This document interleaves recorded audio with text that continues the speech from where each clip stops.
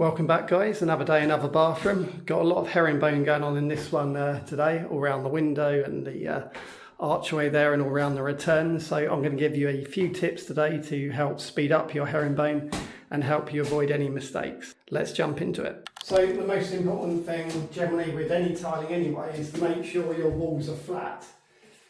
Because with herringbone you're always going to have a small tile 90% of the time, metro subway if you like, all in different directions. Any bumps or divots, you're going to have edges of tiles sticking out all over the place. So you just want to make sure the surface is flat with no divots, no bumps. That's the first thing. And secondly, if you're wrapping around a wall, a window or a return, you need to make sure that it's level, because if it's not, the pattern will skew out. So like this wall here has been made completely level, and this wall was a new plaster wall which I've completely reboarded and redone because it was all over the place, again for the same reason, so everything's level. And I'll show you why it's important if it's not. So for instance, this is our cut for this side and this is the bit that comes off, so it would naturally go in like this and it would return round. Now if this wall here is leaning out, then you'll see that the tile will start to move further away than where it should be, if you like. So the more you increase that, the joints will then be running all over the place. You'll either be having to bring tiles out here to level them up, it'll just end up in a complete and utter mess. So if you are wrapping around a wall, just make sure that it's upright. That will make life a lot easier. Tip number 2 really is the set out. So this in the bathroom here is the sort of main feature wall. You've got a window in it, the bath sits right here as well. So you would generally centre feature walls and then you would have even cuts either side of your herringbone. Now for this particular wall, the window isn't in the centre. You can see by the pillars are different. So I've actually centred the window because I want even cuts around the window. So I've got other videos on this on how to centre the wall exactly. But here I've just measured between windows, centred it, centred the tile is on that line. Remember with herringbone, the centre is not on the point, it's between the width of the tile there. So effectively the centre of the herringbone pattern, I'll just roughly draw a level line down so you can see it, is down there basically, and that is following the line that I've drawn down the wall. And that would give you symmetric cuts, in this case, either side of the window here.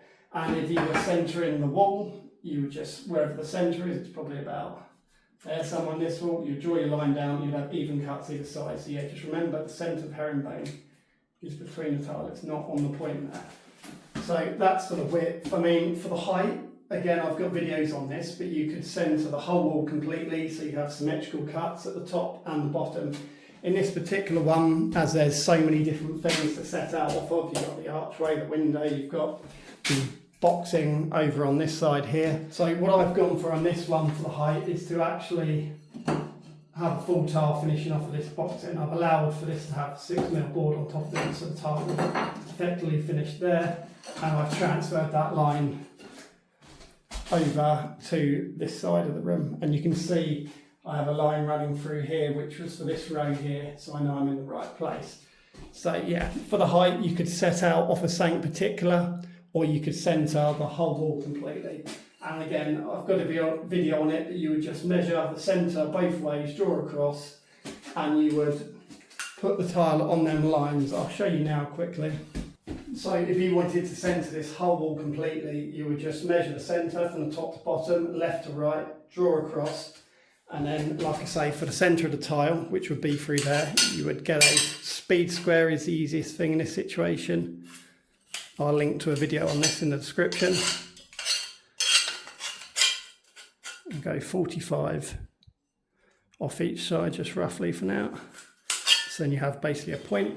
And where your cross is, you would put that on the lines of your cross, and then that will give you centred left, right, up and down, all around.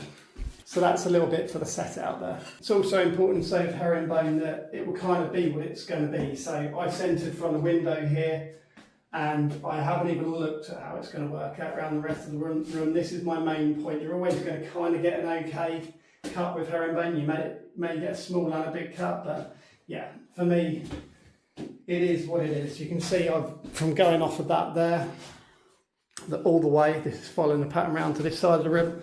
I've still got an okay cut there. It could not have been. There's a bit of chance that it may not have been, but generally you can only set something out in so many ways. So for me, the window is the most important thing. I'm going to have centre cuts the whole way around it.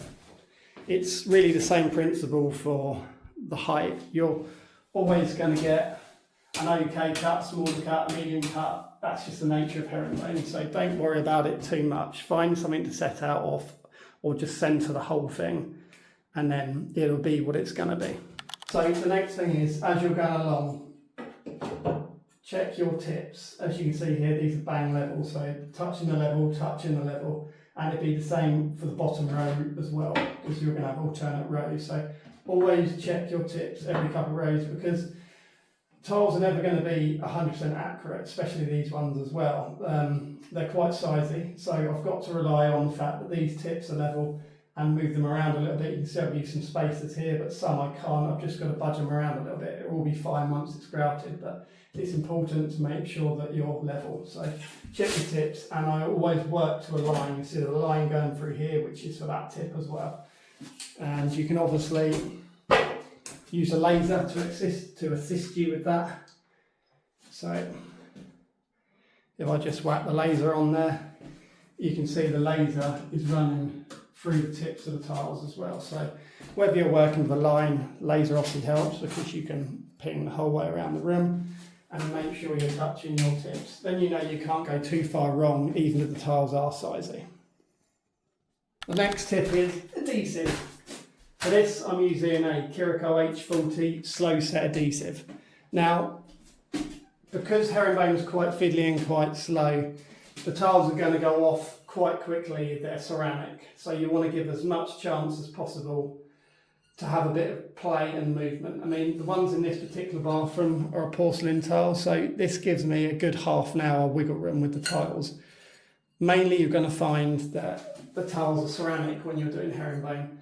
So you may only have a minute tops to adjust the tile. So use a slow set adhesive and work very slowly. It doesn't matter if they're ceramic, if you wet the tile, back butter it, it's still going to suck very quickly, especially in a warmer climate as well. So yeah, just work in small sections, use a slow set adhesive, and that'll give you the best chance. But if you do have a porcelain tile, it helps a lot because it doesn't have as much suction as a ceramic tile, so you have more time to move it around if you need to. Now, if you're eagle-eyed, you may have seen a load of numbers written on the walls. They're not hieroglyphics, they're there for a reason. So here we have like 18 centimetres long. I have right wall 8.5 down, left wall 11 down, 28.5 down here, 21.5 long, 14.5 down. And these measurements here are all for these bottom cuts, which are the same the whole way around the room. So to speed up your herringbone, and I'll show you this in a second, you want to take a note of what the cut size is. So if we take this little bottom section here, this here is my 28.5 down cut here. This one here is my 21.5 long, I believe it was. And then we have 14.5 down cut there. So yeah, to measure or to mark your cuts, you can just do it with a tape measure like this, or you can do it with the tile itself. So if this was my tile here, I could mark the little bit here, and then I know it's going this way like this. And then with my speed square, I would draw through that, and that would basically be my cut there. But like I say, I do a lot of them with the tape or the tile, it just depends what's around me at the time. So let's show you how I'd mark and cut them. So here I've got a Sigma 600 tile cutter. I've moved the bar to 45 degrees, which makes herringbone extremely easy to cut. If you didn't have a cutter like this, you can use a speed square, draw your line as we just did, and use an angle grinder to cut it. So I've got my mark here on the tile, so I will place it to the centre line where it needs to go. So that's it there, and that's where I can see here that it's 28.5 and the tile's pointing down. So I would either mark it on the cutter or on the wall like I have. So I'd go 28.5 down, and then cut my tile off. Take a note of that mark. So our next one was 21.5 long. So when it's long, that's that way to me. So I know my next cut's 21.5 long, so I'll put it on the 21.5. Cut for it, and that's our tile there. So with herringbone, as the pattern is a repeating pattern, you can either batch cut a lot of them cuts off once you have the measurement, or just come back to it and cut them off. As long as your floor or wall, whatever surface it is level, they're going to be about the same. I'd always leave a little bit of play anyway on the floor or on the wall internal, and you should be able to cut them off all the same. So you just keep them measurements to be used over again.